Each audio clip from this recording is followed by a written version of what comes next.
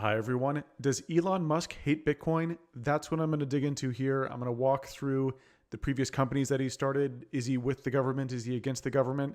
Is he with Bitcoin? Is he not with Bitcoin? So I'm going to dig into this. I write this first, and I'm going to switch over to my shared screen. I write this first on Thursdays on the Held Report. It's my weekly newsletter.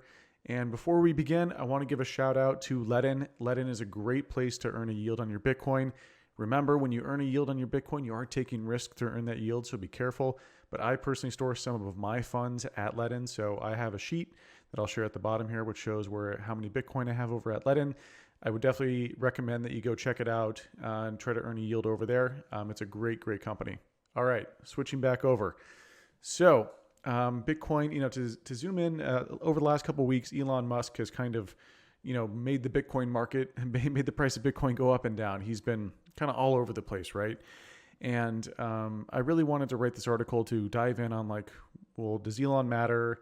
What is he doing? Does he really believe in Bitcoin? Has he lost faith in Bitcoin? And just to dig in on this a little bit deeper. So, all right, background. Bitcoin has no king, no leader, no overlord. In 2017, wealthy billionaires, Roger Ver and a few others, along with many of the crypto companies in the space, tried to institute something in the Bitcoin protocol called SegWit2x. So it was a hard fork proposal, and this is the proposal coming from back in May 23rd, 2017. Now, this was widely despised by the community because it felt like a bunch of wealthy individuals and powerful companies trying to insert their influence over the Bitcoin protocol. Ultimately, this was beaten back by the community. I think this was a great demonstration that Bitcoin isn't run by any wealthy individual, by any wealthy company. It's run by the community, and that's really critical for governance.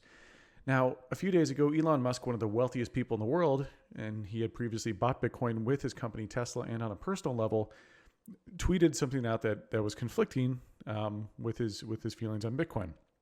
So basically, he said, we're going to stop accepting Bitcoin as payment because it's using too much energy.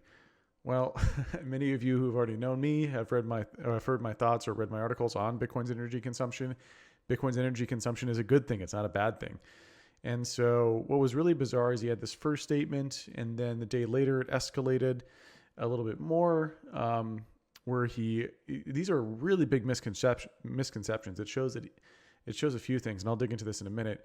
And then he talks about Dogecoin, and these almost seem comical in a way. Like these don't seem real because they're either really misinformed or he's trying to joke or something. So he talks about transaction throughput and fees, which this has all been debated very extensively back in 2017 during Bitcoin Cash versus Bitcoin and all the debates on the scaling debates. So this isn't new information. It's all pretty well regarded in the space that scaling will be achieved in layers, not on the base layer. You don't make the base layer really, really big. Otherwise, you would just use Visa because Visa only has, you don't need a blockchain for Visa, and it has really high throughput.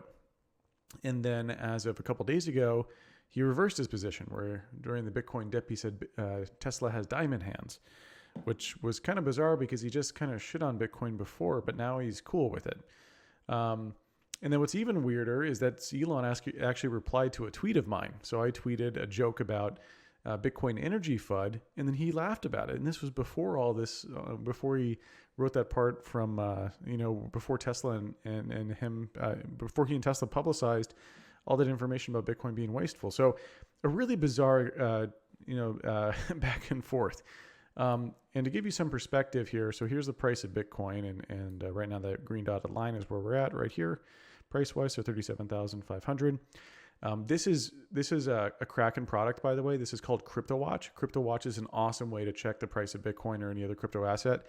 On this chart, you can copy paste. So if you just Control-C, Control-V, you can copy paste a tweet onto the chart, and then it'll show you where that tweet is date-wise. So this is when he announces that Tesla is buying Bitcoin. So it went from like 30,000 to 40,000 almost in one day. Then we saw that carry us all the way to around 65,000. And then we dipped. And then right around here, when Bitcoin's at around, let's see, what is that? Yeah, around like 50,000-ish. He tweets, Tesla and Bitcoin, the tweet about Bitcoin's energy consumption. So that gives you some perspective to how much this actually impacted the price of Bitcoin.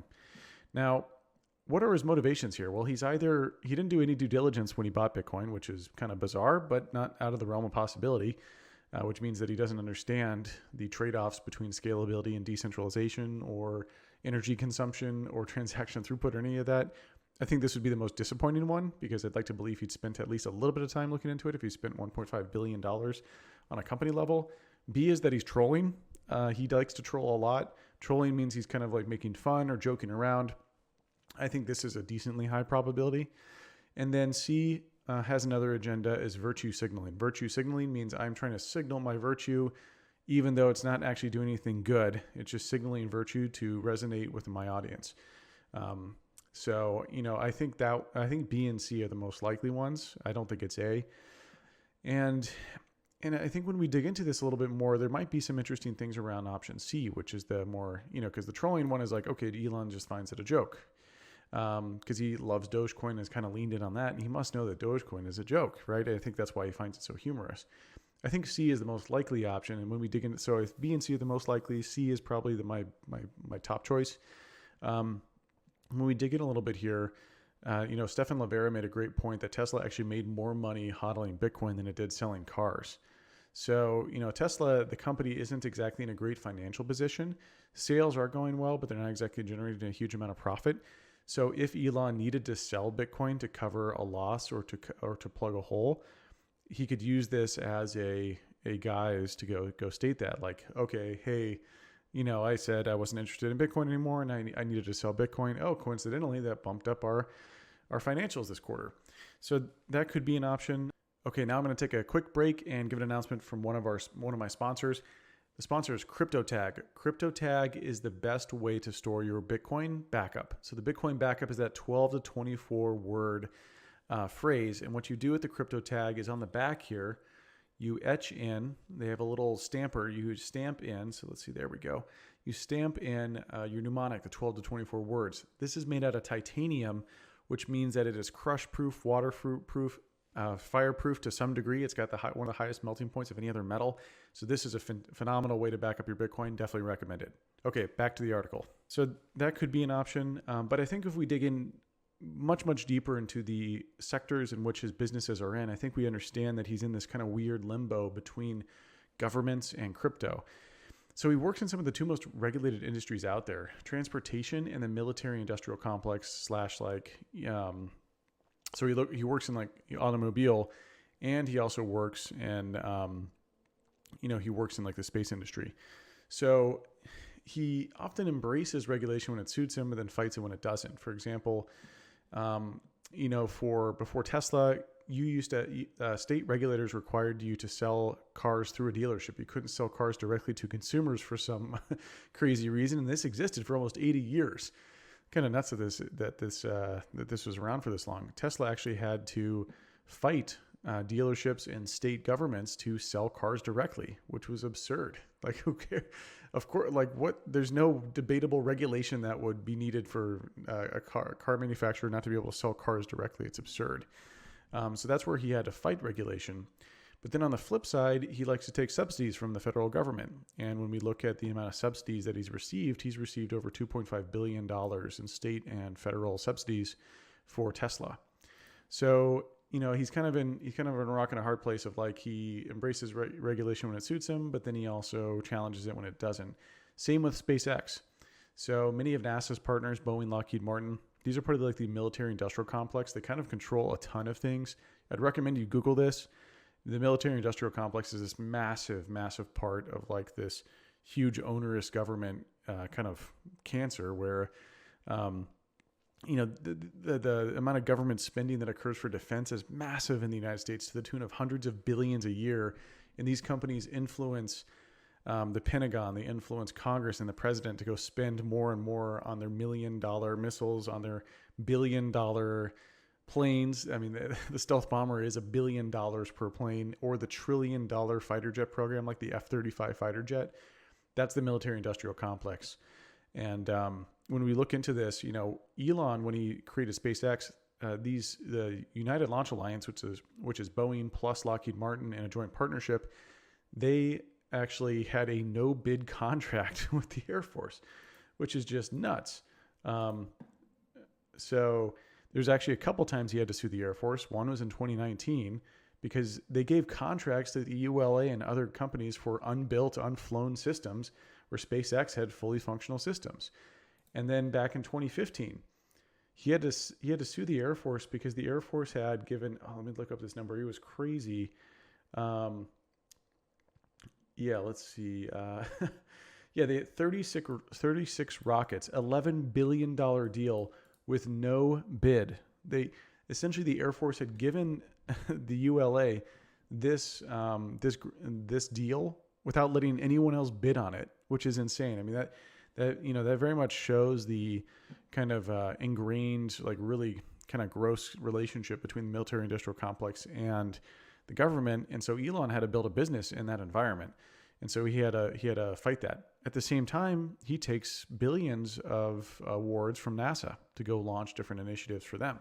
So he's always kind of in this spot between regulation and then fighting regulation. And so when he's fighting Bitcoin's like energy consumption worries, is he actually worried about that, or is he more worried about how Tesla, his business, will be perceived by the government? And is he trying to play along and acquiesce to some of their environmental concerns? So maybe that's what he's doing here. And I think that's actually the most likely scenario. And ultimately, is this bad for Bitcoin? I don't think so. Like, yes, short term, sure, the price had a dip, but Bitcoin absorbs these negative narratives. I mean, the time I've been in Bitcoin, which is 8 years, actually 9 years now, Bitcoin has had continual negative narratives, and it has survived and thrived. So the narratives now are getting better and better as big institutions go, oh, Bitcoin might be this new big thing, this digital gold. That's incredible to see all this validation from the existing financial world. So, and businesses as well. Square, formerly Tesla, buying Bitcoin. And nothing has fundamentally changed. A volatile billionaire has little to no influence on Bitcoin's trajectory. So yes, it's disappointing to see Elon do this. I think it might be a more tactical thing that he's trying to do, which is trying to placate and acquiesce to like certain feelings that exist on the environmental concern side of with the government. So yeah, I don't think it's bad for Bitcoin. Bitcoin's going to do fine. We'll move through the Elon era and Bitcoin will progress. Hope you enjoyed. Cheers.